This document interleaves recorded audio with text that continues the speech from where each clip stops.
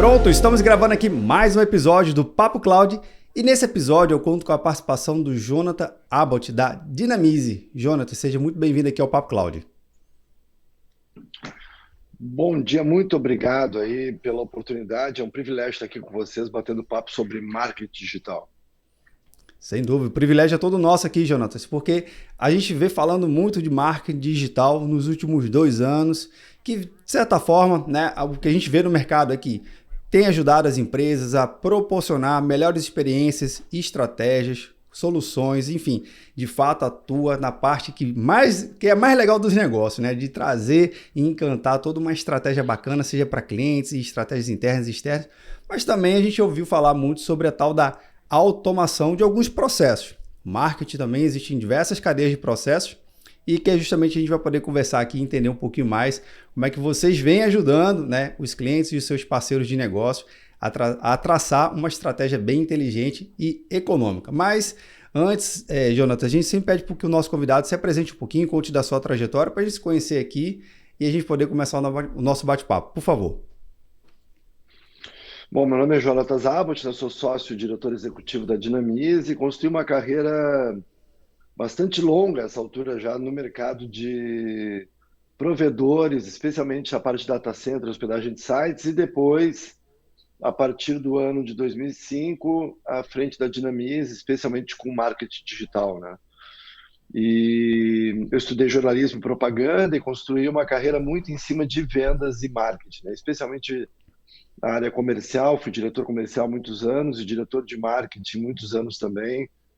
E é incrível como essas duas áreas elas andam muito de mãos dadas, né? E quando a gente consegue, especialmente dar um ouvido muito grande para a equipe de vendas, que é quem está lá na ponta, lá visitando o cliente, participando muito de eventos, a gente consegue ter um bom ouvido de marketing também, né? O vendedor ele é muito a ponte, ele muitas vezes é a ponte entre o cliente ou até especialmente o lead e a empresa, né? E por que ele é tão importante? Justamente porque ele conversa com uma persona que é o lead, né? Então, quando a gente tem uma equipe de Sim. vendas que tem um funil muito significativo e que não converte, por exemplo, a gente consegue também ter esse retrato um pouco de qual necessidade do consumidor a empresa não está atendendo. E essa é a essência do marketing, segundo Kotler, né? E segundo Sim. tudo que a gente sabe sobre a essência do marketing é atender necessidade de consumidores, né? Então, ou do consumidor. E quando um produto se aproxima do 100% dessa demanda, ele está chegando ali no estado da arte do marketing, né? Que é atender, ter um produto que atende e encher a necessidade do consumidor. E quando a gente consegue ter uma empresa de grande escala, é quando tu tem um produto que atende a necessidade de uma grande quantidade de consumidores, né? Então, a minha carreira foi muito desenvolvida em cima do comercial e do marketing. Cara, que legal. Agora, uma coisa que me destaca aí na sua trajetória, você relatando aqui, Jonatas, é justamente essa proximidade entre a área de venda, né, e atender a necessidade do cliente, a expectativa do cliente. Não é vender por vender, né? Ah, eu tenho que ter uma meta aqui super agressiva de vender esse serviço, esse produto, bota no campo, na praça que o negócio vai sair. Não, é fazer essa combinação. E esse olhar crítico e clínico faz diferença no relacionamento dos negócios? Totalmente, totalmente. A gente tem que sempre. Tem um paradoxo aí, na verdade, né? Porque se pegar o mercado americano, por exemplo, o americano ele é muito notório por ser um excelente vendedor, né? Isso é uma característica do mercado americano e do mercado digital americano, que foi, obviamente, como a gente sabe, o berço aí da internet, né? Sim. E o americano, se a gente pegar os principais produtos das principais empresas do mercado digital, essas empresas que chamam muito a atenção da gente, é muito comum que eles larguem o produto para vender sem estar finalizado, né? Porque eles são muito agressivos. E o que eu vejo no mercado de startups, por exemplo, do mercado digital brasileiro, quando a gente pega um empresário mais técnico, que não tem o viés comercial, né? A gente vê que ele tem uma preocupação muito grande em acabar, finalizar, polir o produto antes de sair Sim. vendendo. Isso muitas vezes é um erro, né? Um preciosismo, porque o produto tem que ir para a rua o mais cedo possível, mesmo que ele esteja na parte final do desenvolvimento, porque é na rua, é no asfalto, é ali no dia a dia do cliente em que a gente vai conseguir acabar melhor esse produto, né? Então é um paradoxo, porque a gente tem que ter muito cuidado, mas ao mesmo tempo a gente tem que ser muito agressivo nas vendas, né? Então é uma forma de você também entender que o consumidor faz parte da construção do próprio produto. A- por ele já começar a Exatamente. interagir com o serviço, com a solução, com o produto em si, ele mesmo vai trazendo modos de uso, modos de consumo, ou até mesmo modos de aquisição, né? Às vezes, até mesmo a forma de vender, se é mensalizado, se é uma aquisição, se é uma compra perpétua, enfim, tem diversos modelos de aquisição de um serviço. Então, o consumidor, entendendo que ele faz parte do processo, ele é o centro onde vai ser atendido o produto e serviço. Já fica então uma dica aqui, né, que você dá. Olhe mesmo para quem realmente vai moldar o seu produto e serviço, que é o consumidor, não necessariamente a sua equipe, é isso? É exatamente isso. A gente tem que estar sempre olhando muito para o consumidor, né? Muito para quem compra o nosso produto, né? Essa é a essência de uma empresa, né? Esse é um outro ponto importante, porque a gente vive um momento em que é um momento muito coach, né? Em que a gente tem dicas, a gente é inundado com dicas de empreendedorismo no Sim, Instagram ali todo dia, e são dicas muitas vezes que passam longe da essência de uma empresa, né? Então se fala muito sobre hábitos, sobre time, sobre filosofia, propósito, uma série de coisas que são inerentes a qualquer negócio. É óbvio que é importante tu ter bons hábitos, ter propósito, ter equipe, mas toda empresa ela gravita em torno de um produto. Então, se o teu produto ele tiver problema, tu pode fazer o que tu quiser que ele não vai arrancar, né? E o contrário também é verdadeiro, né? Se é. você tiver um produto muito bom que atende a encher a necessidade do consumidor e que atende uma grande quantidade de consumidores, ele também tem escala, pode ter os piores hábitos do mundo, até a tua equipe pode não ser tão boa que a tua empresa ela vai vingar, né? A gente conhece muitos casos assim que a gente acaba se forçando a comprar um produto mesmo com atendimento ruim, porque o produto realmente é muito bom, né? Então, o produto sempre é a chave. E para entender melhor esse produto, é sempre muito importante ter esse olhar sobre o nosso consumidor, a nossa persona, e por isso que a construção da persona também é algo muito importante. Cara, sem dúvida, e são várias dicas. Agora, Jonatas, explica aqui um pouquinho pra gente, quem está acompanhando, vendo ou nos ouvindo aqui no nosso episódio, nunca ouviu falar na Dinamize. Então, momento agora para a gente poder, você poder explicar pra gente o que, que é, como é que vocês atuam, onde vocês estão distribuídos no mundo todo. Perfeito. A Dinamize nasceu em 2000, né? Ela vai completar 22 anos agora, dia 21 de julho. Ela nasceu como uma agência digital que fazia de tudo, como era muito comum na época, né? Ali pós-estouro da bolha. Sim, E depois, com o tempo, ela se especializou em e-mail marketing. Em 2005, eu e o meu sócio Alan Luz compramos 66% da empresa e refundamos a Dinamize, né? Reposicionamos a Dinamize justamente como uma ESP, Email Service Provider, ou seja, uma empresa totalmente voltada ao e-mail marketing, que era uma mídia que começava a despontar naquele ano de 2005, né?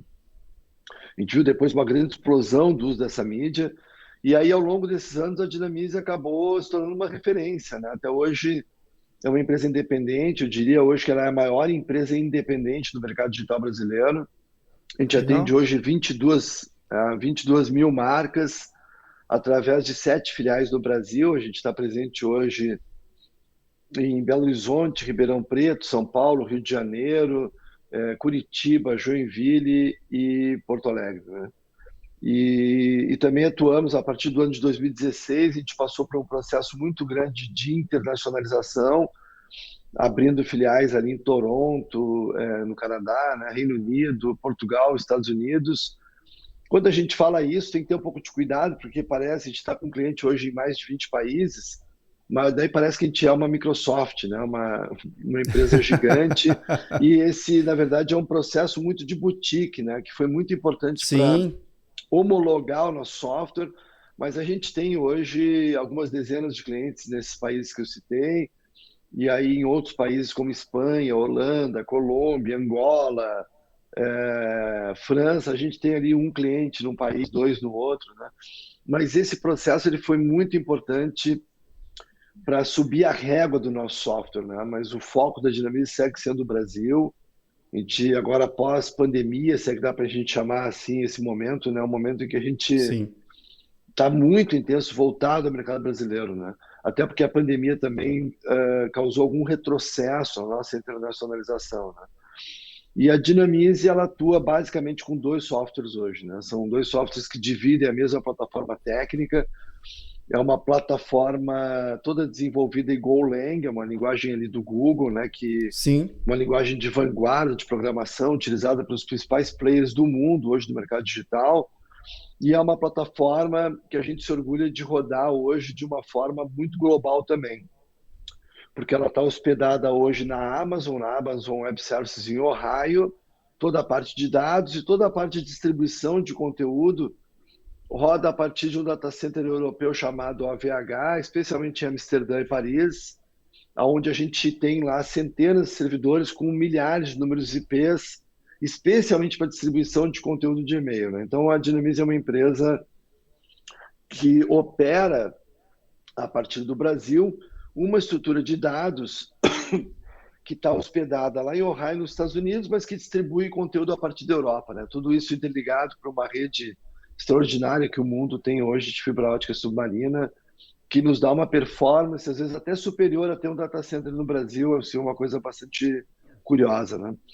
Os dois softwares, especificamente, um de e-mail marketing, mais voltado realmente ao e-mail marketing, e um outro software de automação de marketing digital, né? Então, apesar de eles dividirem a mesma plataforma técnica, são softwares com caminhos, né, com uma usabilidade, com uma pegada um pouco diferente, né? Então, de automação muito voltado à conversão, a regras de relacionamento, né, o chamado inbound marketing, um termo que ainda se usa bastante, que Sim. foi popularizado pela HubSpot, né, no mundo. HubSpot é uma empresa americana lá de Boston, que cunhou esse termo inbound marketing, né?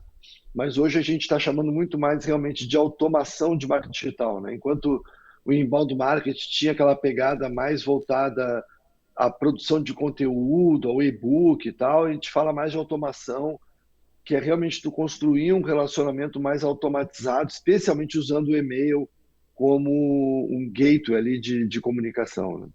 Então a Dinamize Caramba. basicamente é isso. A gente atende hoje, só para finalizar, mais de 22 mil marcas através de 1.300 canais autorizados que atuam conosco, especialmente no Brasil.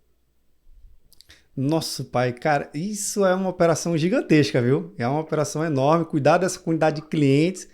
E é interessante porque cada cliente, por mais que você tenha muito bem dividido as soluções de vocês, pelo menos eu percebo que tem uma necessidade de personalização e de customização, porque cada país, cada cliente de cada país tem uma estratégia, né? A gente está falando de marketing, marketing é estratégia e não existe uma estratégia estratégica única e definitiva para todo e qualquer tipo de modelo de negócio. Pelo contrário, né? Você tem que entender as nuances, produto, serviço, consumo, né? Entender o conceito dos 4Ps também, que já é muito bem falado nesse conceito da área de marketing.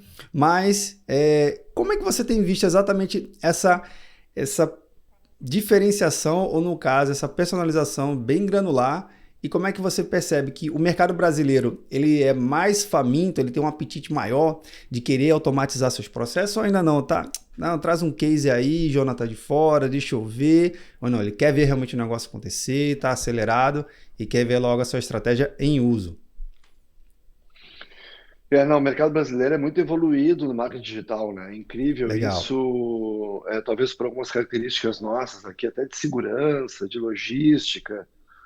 É um país que está muito evoluído, a gente percebeu muito isso na internacionalização, né? Então, Portugal, por exemplo, é um país reconhecidamente, os portugueses reconhecem isso, ainda muito atrasado em relação ao Brasil no ambiente digital. Mas eu te confesso que é um desafio gigantesco quando a gente atende tantas quantidades de marcas, né? Porque a gente atende desde a pequena imobiliária lá do interior do Paraná até a Coca-Cola Brasil, que está conosco aí há quase 15 anos, né? Então a gente atende Caramba. grandes marcas e atende também uma grande quantidade, aquela cauda longa, né? Muito grande assim, Sim. e que é muito característica do mercado brasileiro. O mercado brasileiro é um mercado único no mundo, porque a gente tem uma característica no nosso PME ou no MPE, né, micro e pequenas empresas, que não sei se todo mundo sabe, mas empregam mais de 80% das pessoas do Brasil, né? E esse mercado de PME, que é um mercado que me fascina há muitos anos, então a Dinamize, a despeito do seu maior cliente pagar 100 mil por mês, o nosso maior ticket, né?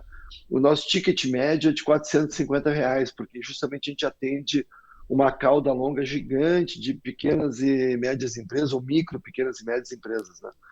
E uma outra coisa muito interessante, isso é muito desafiador do ponto de vista de produto, né? Quando tu atende só uma vertical, é mais Sim, fácil de tu moldar o teu produto. Quando tu atende essa gama tão ampla, assim, ela é muito desafiadora, mas também acaba transformando o teu produto, especialmente um software SaaS, num produto muito completo, né? Para quem atua no digital, né?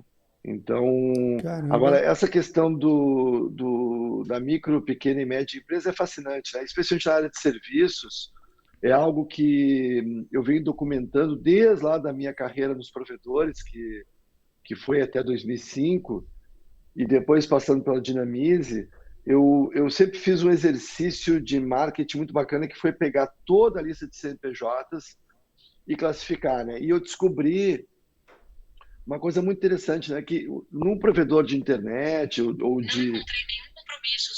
ou de serviço de e-mail, de software SaaS, 70% do faturamento é da área de serviços. Na área de serviços é a área que tem a maior envergadura de uso de digital. Então, a gente pega uma empresa de 10 funcionários da área de serviços, ele acaba é uma empresa que tem por característica consumir muito mais internet que uma indústria, por exemplo, né? Verdade. Porque é característica da área de serviços ter um uso muito grande de ferramentas de digital, né? E aí depois é seguido pelo varejo com 23%.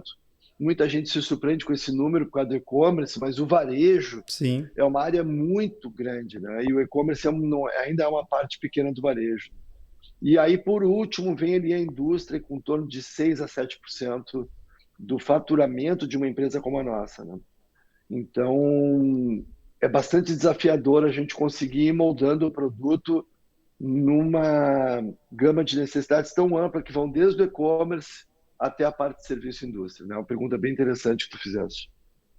Cara, é incrível porque você tendo essa clareza exatamente de quem consome o quê, aonde estão as oportunidades e os principais desafios, né, faz com que vocês acabam também se especializando e sendo múltiplos especialistas, porque você citou o caso de uma construtora ou de uma corretora pequenininha, até mesmo uma grande engarrafadora, né, que é a Coca-Cola no mundo como um todo, né, ela é uma das maiores, se não a maior, mas aqui no Brasil ela é bem expressiva.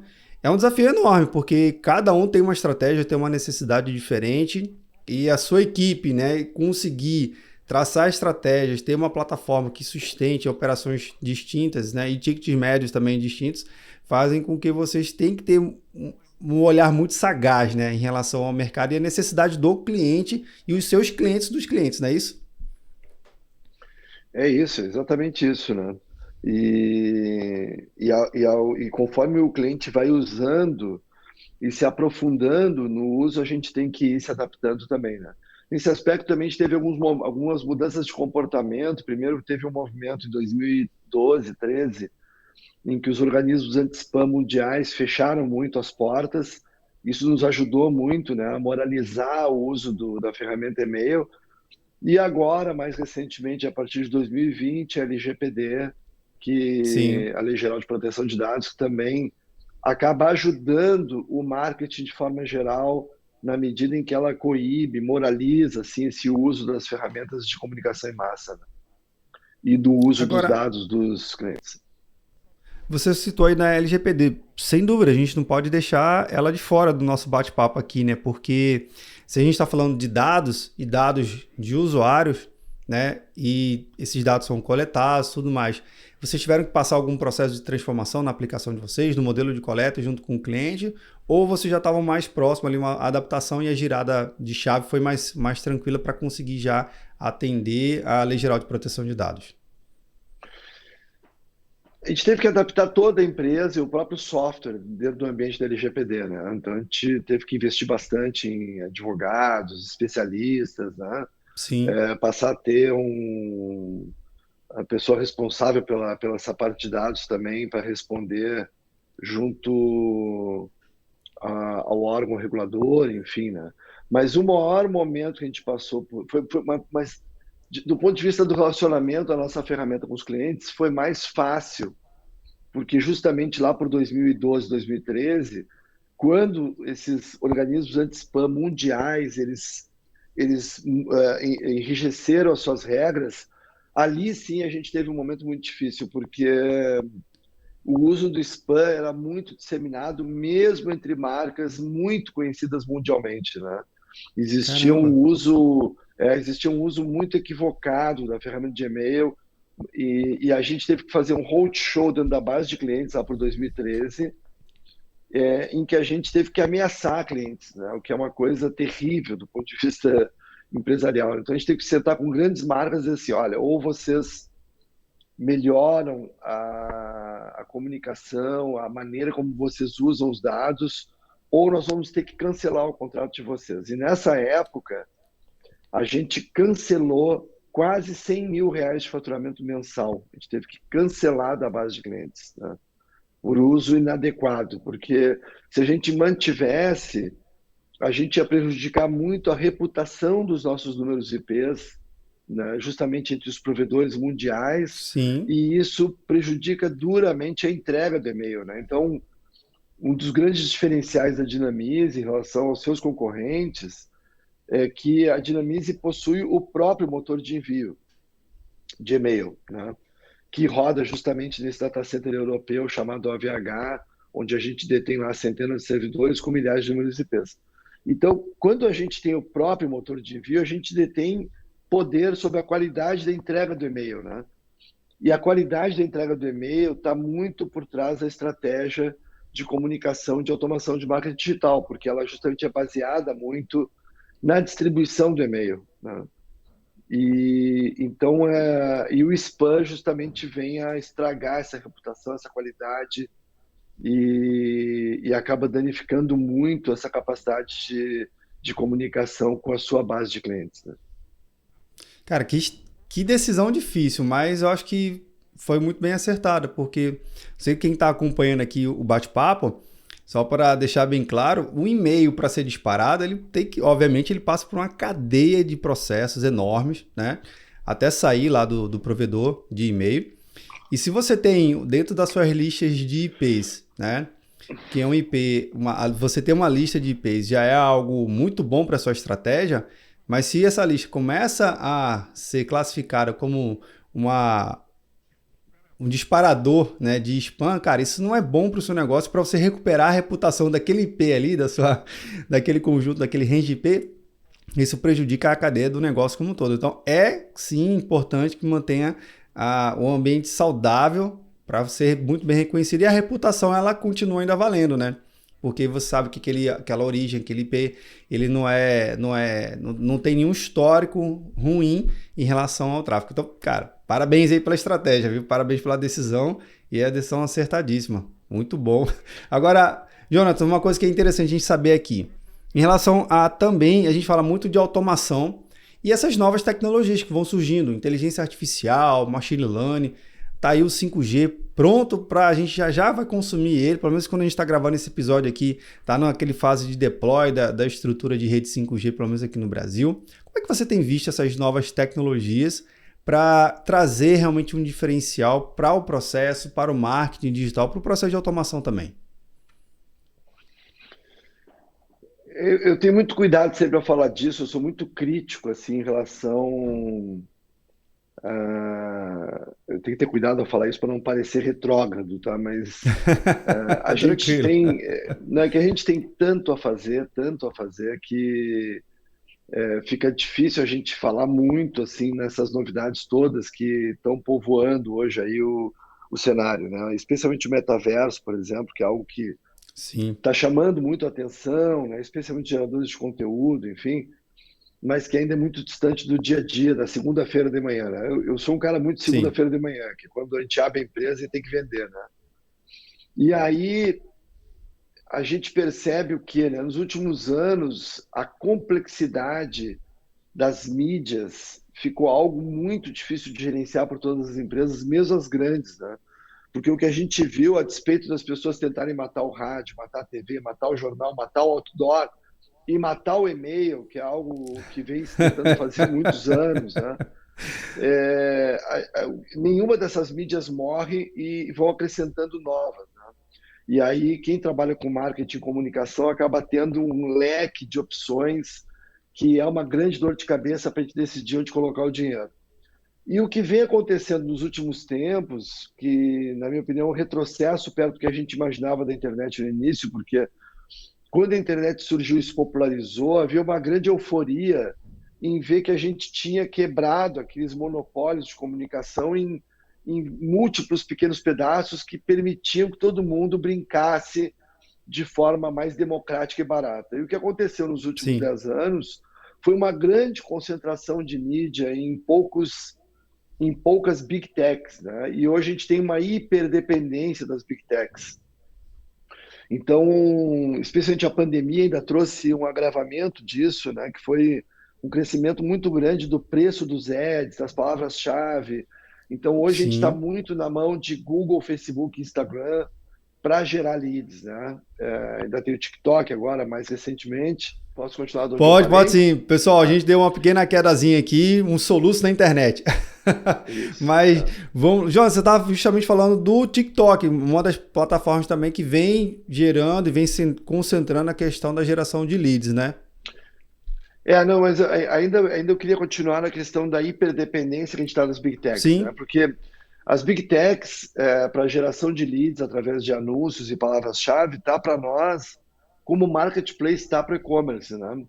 A gente tem que ter muito cuidado e não virar refém das Big Techs e dos marketplaces, né? E aí uma coisa que é muito importante, que na minha opinião está por trás de tudo, inclusive das tecnologias novas, antes de qualquer coisa, por isso que eu interrompi um pouco de falar desse futuro, a coisa mais urgente que tem hoje é a construção e administração de uma base de dados, né? Ao construir sim, uma base de dados de forma adequada, especialmente conhecendo quem é o consumidor e tendo seus dados básicos, e especialmente o e-mail, a gente passa a deter poder sobre uma base de comunicação que vai nos trazer uma certa independência em relação às big techs, né? E o e-mail marketing representa, e a automação de marketing digital, representa muito isso, a gente ter o próprio veículo, ter essa ponte direta com o nosso consumidor, e isso é representado pela construção dessa base de dados, que vai, ao longo dos anos, nos trazer um grande número de destinatários, de consumidores com que a gente vai se comunicar. E essa é o cerne, a alma ali da automação de marketing digital, né? Quando a gente abre mão de construir essa base de dados, além de a gente estar pagando muito caro para gerar um lead, nós estamos entregando essa base de dados para as big techs, na medida em que a gente aumenta apenas o número de seguidores do Instagram, por exemplo. Quem acaba detendo o nosso consumidor é o Instagram. Então, o Instagram vai entender o comportamento desse consumidor. E quando a gente constrói uma base de dados, e além do Instagram, do Facebook, do Google, do TikTok, a gente usa também o e-mail e o SMS, por exemplo, a gente está construindo uma base de inteligência. Sem essa base de inteligência, essa base de dados, esse comportamento do consumidor, veja que os relatórios de leitura, de cliques no e-mail, os mapas de calor que a nossa ferramenta fornece, né? O lead tracking, o behavior targeting, que é tu entender também, sim, isso tudo é a base para se usar essas tecnologias novas que fazem parte da tua última pergunta. Quer dizer, para a gente usar machine learning, business intelligence, o próprio 5G, para a gente sim. ampliar essa automação ou a velocidade com que a gente automatiza, é muito importante que a gente tenha o básico, que é a base de dados. Em cima dessa base de dados, a gente pode construir campanhas interessantíssimas que incluem as redes sociais, né? Então, as pessoas às vezes não sabem, mas tu pode aumentar a tua base de e-mails, por exemplo, ou aumentar a tua captação de base de dados através de campanhas no Instagram ou no próprio Facebook. E depois disparar campanhas de e-mail marketing, até automatizadas, que vão levar o teu consumidor de volta para o Instagram. E esse looping, essa construção de uma comunicação omnichannel, que envolve redes, envolve o SMS, envolve o e-mail marketing, às vezes até o próprio telemarketing, tudo em conjunto, é o que de melhor a gente pode construir, né? Mas sem construir uma base de dados, toda essa estratégia futura de novas tecnologias, inclusive, fica completamente comprometida e a gente fica sempre refém, então, das big techs e dos marketplaces, que é a pior coisa que pode vir a acontecer com uma marca, porque tu vai sempre depender de mais dinheiro para fazer dinheiro.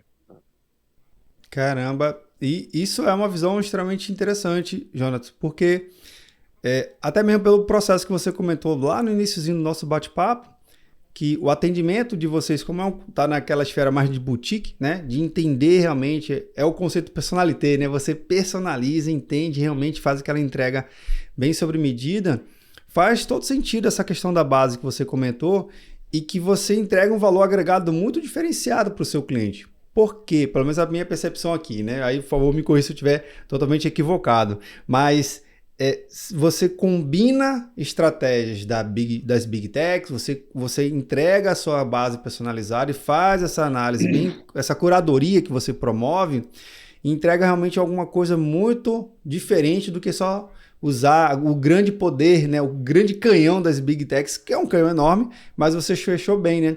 Você tem que colocar cada vez mais dinheiro para tentar trazer mais dinheiro e aí a taxa de conversão ela vai se complicando com o passar do tempo, né? E, enfim, as estratégias vão se combinando. Então, Não, personalizar é a chave, né? não, e essa concentração, ela faz com que o número de usuários dessas redes cada vez aumente mais e cada vez elas entreguem menos conteúdo orgânico, né? Então, cada vez mais o Sim. conteúdo orgânico vai sendo prejudicado e o percentual do que a gente posta é cada vez mais diminuído para o tamanho da base em que eles entregam o nosso conteúdo, né? Então, se tu ficar só tentando por aí, vai ficar cada vez mais difícil furar essa barreira das big techs, né? Por isso que é muito importante a gente ter essa comunicação direta com o nosso consumidor, né? Cara, mas uma coisa que é óbvio que você falou, eu não posso resgatar. Se o produto é bom, o velho, boca a boca também ainda continua funcionando, né? Sem dúvida, a indicação sempre é a melhor geração de leads que tem, né? Que é quando o Ah, produto é sim. bom e a empresa é boa. E por trás disso também está esse conceito do Customer Success, né? Que hoje é tão Sim. importante no nosso negócio, porque justamente o Customer Success, ali, esse profissional de atendimento, ele representa justamente o sucesso do cliente, que é ajudar o cliente, a empresa que usa a nossa ferramenta, a entender melhor como que ela faz tudo isso que a gente falou agora há pouco. Bacana demais. Jonatas, a gente está chegando no finalzinho do nosso bate-papo aqui. Eu sei que tem muito assunto para falar, mas eu também faço sempre uma pergunta aos convidados que aparecem aqui no Papo Cloud, que busca entender o campo das ideias. O que você acha, o que você tanto interpreta sobre um tema que a gente acaba criando aqui o conceito do Papo Cloud. Então, bora lá. Para o Jonatas, o que é a tal da computação em nuvem? A computação em nuvem, hoje em dia, ela é a coisa mais importante que existe, até nesse cenário que a gente tem hoje de uma epidemia de ransomware, né, que são ataques, né? Cada vez mais a gente tem essa questão dos ataques, né? A computação em nuvem é justamente tu ter os dados totalmente descentralizados, né, e disponíveis na rede de internet. Na verdade, a nuvem, que a gente chama de nuvem e tal, é algo representado justamente por data centers espalhados pelo mundo inteiro, ligados por fibra ótica, que centralizam esses dados, né? E deixam os dados sempre disponíveis a partir de qualquer dispositivo, né? Isso torna a performance do teu produto muito melhor e a segurança, especialmente, muito melhor também, porque esses dados não estão mais residentes num único ponto ali, né? Mas sim, e isso é muito representado pela Amazon, por isso que a gente escolheu a Amazon, Sim. né? O sistema de cloud da Amazon é muito eficaz nesse sentido, em ter os dados descentralizados e multiplicados em vários data centers, né? E isso deixa a gente muito confortável para operar com uma performance muito grande e uma segurança muito grande também, né? Então, tu sofre um ataque hoje, tu sobe teus dados de novo de forma muito rápida, por eles estarem centralizados em múltiplos data centers, né? Então, a nuvem é isso, é tu ter os dados sempre disponíveis a partir de múltiplos centros de dados, né? Bacana. Tá aqui compartilhada a visão. Bem, Jonas, eu queria muito agradecer a sua participação aqui no Papo Cloud. Adorei o bate-papo, foi muito massa. Vai voltar mais vezes aqui para a gente contar alguns cases de sucesso, não tenho dúvida não. Mas, Jonas, obrigado e até a próxima, viu? Muito obrigado, foi um privilégio aqui. Muito obrigado pela oportunidade.